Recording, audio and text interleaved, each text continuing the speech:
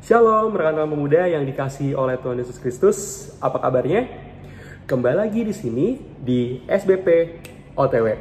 Bersama saya William Raka dan saya akan memimpin renungan yang terambil dari bacaannya itu Matius 10 ayat 16 hingga ke 22. Dengan judul renungan Penyertaan Roh Kudus di tengah penganiayaan.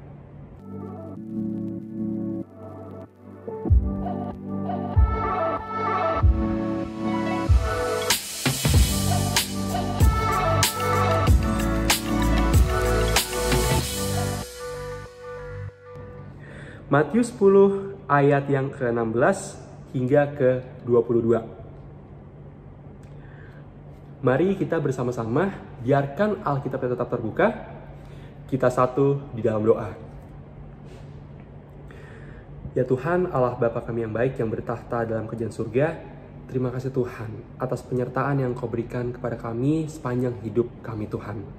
Tuhan, kami bersyukur karena Engkau sudah memberikan kami kesempatan untuk dapat mendengarkan, merenungkan firman-Mu ini.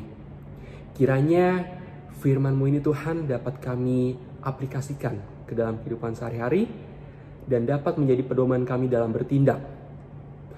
Tuhan, curahkanlah Roh Kudus-Mu, curahkanlah hikmat-Mu supaya kami dapat memahami isi dari firman-Mu. Hanya di dalam nama-Mu kami berdoa dan mengucap syukur. Amin. Matius 10 ayat 16 hingga ke 22 yang mengatakan, "Lihat, aku mengutus kamu seperti domba ke tengah-tengah serigala. Sebab itu hendaklah kamu cerdik seperti ular dan tulus seperti merpati. Tetapi waspadalah terhadap semua orang, karena ada yang akan menyerahkan kamu kepada majelis agama dan mereka akan menyesah kamu di rumah ibadatnya. Dan karena aku, kamu akan digiring ke muka penguasa-penguasa dan raja-raja sebagai suatu kesaksian bagi mereka dan bagi orang-orang yang tidak mengenal Allah. Apabila mereka menyerahkan kamu, janganlah kamu khawatir akan bagaimana dan akan apa yang harus kamu katakan. Karena semuanya itu akan dikaruniakan kepadamu pada saat itu juga. Karena bukan kamu yang berkata-kata, melainkan roh Bapakmu. Dia yang akan berkata-kata di dalam kamu. Orang akan menyerahkan saudaranya untuk dibunuh, demikian juga seorang ayah akan anaknya. Dan anak-anak akan memberontak terhadap orang tuanya dan akan membunuh mereka. Dan kamu akan dibenci semua orang oleh karena namaku. Tetapi orang yang bertahan sampai pada kesudahannya akan selamat." Demikianlah firman Tuhan. Penyertaan Roh Kudus di tengah penganiayaan. Perpetua dan Felicity adalah dua perempuan Kristen yang menjadi martir pada abad ketiga Masehi di Carthage, Afrika Utara. Perpetua berusia 20 tahun. Ia merupakan seorang bangsawan yang berpendidikan dan memiliki seorang bayi laki-laki dari pernikahannya. Sedangkan Felicity, dia adalah seorang hamba yang tengah mengandung dan menanti kelahiran bayinya. Keduanya dijebloskan ke penjara dan kemudian dieksekusi mati dalam permainan militer sebagai bagian dari perayaan ulang tahun Kaisar Septimius Severus. Kisah mereka diperingati sebagai teladan iman tentang kesetiaan kepada Kristus kendati kemartiran adalah harga terpahit yang harus dibayar. Menderita demi Kristus bukanlah perkara baru. Yesus sendiri telah menubuatkan hal tersebut kepada murid-muridnya. Mereka akan dibenci oleh karena namanya, bahkan dihianati oleh orang-orang terdekat, lalu diadili oleh para penguasa. Meski demikian, Yesus menjamin bahwa Roh Kudus akan menyertai para murid, sehingga mereka mampu bersaksi dengan berani di tengah tekanan dan ancaman kematian sekalipun. Demikianlah peran Roh Kudus dalam hidup orang percaya, terutama dalam penganiayaan. Penindasan orang Kristen di Indonesia telah berlangsung sejak dulu, secara individual maupun kelompok. Pelarangan ibadah, pengusiran, penutupan paksa gedung gereja, hingga pembunuhan mencoreng wajah toleransi di negeri ini. Menyikapi kebencian tersebut sebagai pemuda Kristen, pilihan kita hanya satu, yaitu setia sampai akhir. Setia sambil bersekutu, bersaksi, dan melayani sesama dengan cinta kasih. Dengan melakukannya, hidup kita menjadi kesaksian tentang kebenaran Injil yang menyelamatkan manusia. Karena itu, berilah diri kita dipimpin oleh Roh Kudus.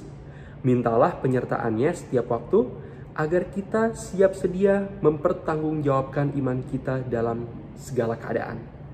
Jangan ragu dan takut, apalagi malu. Penuhilah tugas pengutusan kita sejak kita masih muda.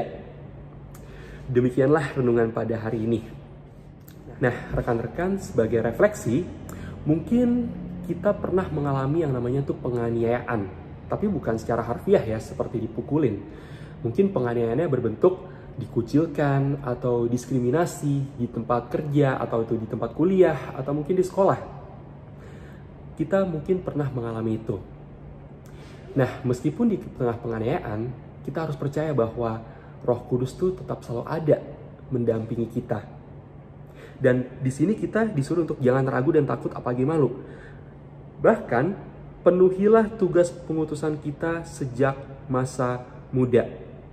Dan kita harus bersaksi meskipun kita di tengah penganiayaan. Cara gampangnya gimana? Cara simpelnya gimana?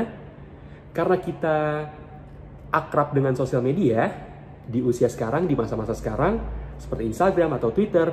Contoh Instastory deh. Meskipun kita dalam penganiayaan, dalam masa-masa buruk, masa-masa terpuruk, cobalah untuk tetap membuat story yang positif. Jadi instead kita tuh bikin story-story sedih, cobalah tetap untuk bikin story yang membangun misalnya. Dengan quotes-quotes yang bagus. Contoh, life doesn't get easier, but we are getting stronger. Tapi kita padahal masih ada di dalam masa-masa terpuruk tuh. Tapi kita mampu untuk membuat status atau story yang kalau orang lihat tuh, wih, bener juga ya. Siapa tahu orang tersebut tuh relate. Orang tersebut tuh siapa tahu sedang mengalami hal yang sama. Tapi karena kita menyebarkan positive vibes dengan status, dengan story kita, secara nggak langsung kita bersaksi tuh. Secara nggak langsung kita menyebarkan hawa positif ke orang-orang. Di tengah penganiayaan yang kita alami. Di tengah keterpurukan yang kita alami. Nah, kalau saya seperti itu. Mungkin teman-teman bisa coba untuk melakukannya. Demikianlah refleksi pada renungan hari ini. Untuk penutupnya, mari kita bersatu di dalam doa. Ya Tuhan, Allah Bapa kami yang baik yang bertahta dalam surga, terima kasih Tuhan atas penyertaan yang Kau berikan sepanjang kami mendengarkan firman-Mu. Tuhan, kiranya firman yang sudah kami baca dan kami renungkan ini dapat menumbuhkan kami secara spiritual dan dapat kami lakukan secara aktual dalam kehidupan kami sehari-hari. Tuhan, meskipun kami sedang dalam masa terpuruk, dalam masa penganiayaan, curahkanlah Roh Kudus-Mu Tuhan, supaya energi positif tetap ada di dalam kami, dan bahkan kami dapat menyalurkannya kepada orang-orang di sekitar kami, Tuhan. Tuhan, pakailah kami untuk melayani Engkau, Tuhan. Berikanlah kami hati yang setia, berikanlah kami integritas iman yang tinggi, Tuhan, untuk melayani. Ampuni Tuhan segala dosa dan kesalahan kami, hanya di dalam nama-Mu kami berdoa dan mengucap syukur. Amin. Rekan-rekan, sampai jumpa di Sabda Bina Pemuda OTW minggu depan. Halo Gapers, kalian tahu nggak kalau Sabda Bina Pemuda Digital bisa dengan mudah didapatkan dengan mendownload Google Books di Google Play untuk pengguna Android. Dan untuk kalian yang menggunakan iOS, bisa membuka Google Play di browser untuk membeli serta mendownload Google Books di App Store. Gampang banget kan caranya? Cus, langsung aja di-download ya!